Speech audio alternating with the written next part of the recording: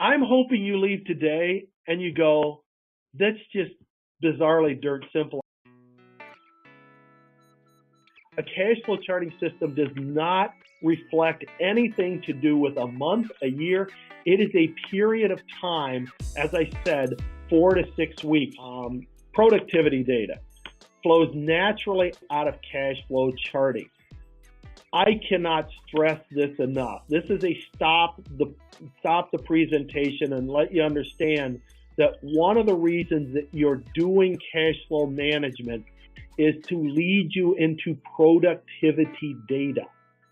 That no company can operate without productivity data.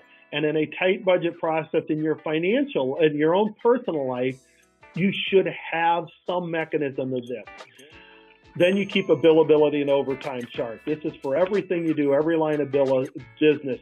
You keep a billability and overtime chart. So you have to constantly chart overtime, and you have to constantly get in a position where overtime is controlled and then matches what you know you can afford.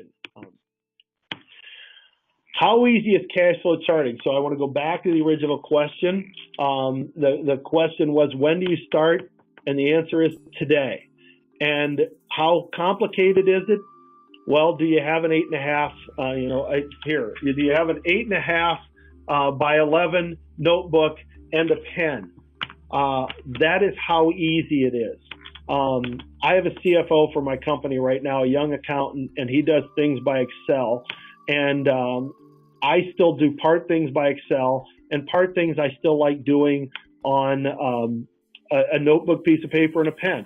I still like doing cash flow management by paper and pen. He still likes doing it on Excel. We tend to do it jointly, and then we see where each other stands in our expectations and stuff.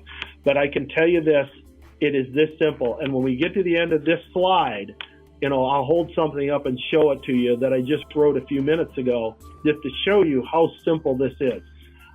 And then you update after every payroll. So when I get through a payroll cycle, I load the payroll, I load in my world, the IO drop that happened for my waiver services, and then I start a brand new page that will start everything all over again. Current checkbook balance, what receivables I expect in the next 2 weeks, what receivables I expect in the next 4 weeks, and then the payables in that. So now you won't be able to see this very well, but I'm telling you, this is how simple it is. This says on the top of it, checkbook balance, and then I load a number into it. And then I'm assuming that the next payroll for this company is 3/21. And next time I'll know to write this in magic marker instead of pen, because it'll show up better. But by 3/21, I need to estimate what the revenue that's coming in by 3/21 when my payroll is due, and then what expenses. And I get these off my payables charting sheet that will tell me which of those payables is going to fall due in that period of time, or any special payables less frequently. And I get that off my payables tracking sheet, which is nothing more than this is when I expect these things to fall in. And then we load the actual number beside it for that month on what it is, the next period. So it's this simple.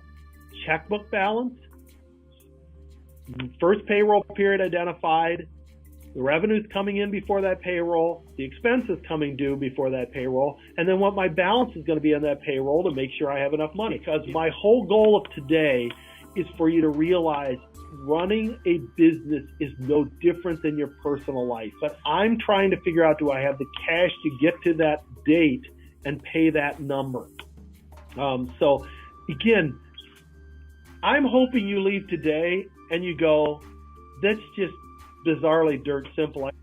And that's why I said my frustration with when I walk into companies and I see 60-page budget reports, but I don't see any cash management system, and they're constantly running short of cash, and they're constantly in cash crisis. Well, that's because they're trying to manage cash from a budget variance report, which is a horrific way to manage cash. We do have one last question here for you. They want to know, how much time are you spending on cash flow charting, both personally and professionally? And you did mention a little bit about, doing this every 4 to 6 weeks or billing periods and things like that. But are you going in and double checking things like once a week for 30 minutes, or is there any kind of routine that you have as far as that goes? Absolutely go in every week and modify it. I don't have to, but I do just because it's fun. Melissa? Thanks, Bryce. David, thanks very much. For those of you that wonder if he has anybody that that might be using it, about 6 months ago, David sat down with me and he and I established that same cash flow system. Personally, I do it every 2 weeks at my home. The Thursday night before we get paid. We get paid every other Friday, so the Thursday night before, we sit down and do that. My husband and I do that together. And next month, we're really going to be looking at the difference of a leader and a manager, and those really are two different things. And how you can really take your skills to the next level and step away from sometimes being a more manager type person and really being a leader with your team. So that's what we're going to do on April 15th, and then Dave is going to be back in May following up this session with talking about budgets.